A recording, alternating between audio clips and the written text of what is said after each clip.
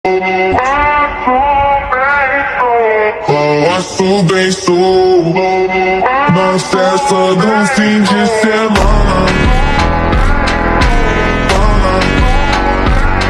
சரியான நேரம் வரட்டும் காத்துக்கிறான். இவன் உசு பத்தி விட்டான், வருவான் பாரு.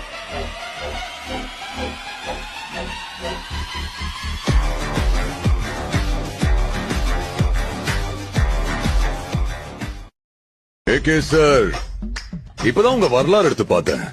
நீ பெரிய வில்லன்னு கேள்விப்பட்ட, ஆனா என் கேம்ல நான் தான்டா உனக்கு வில்லன். 10 கிலோ கறி வேணும் பாய்.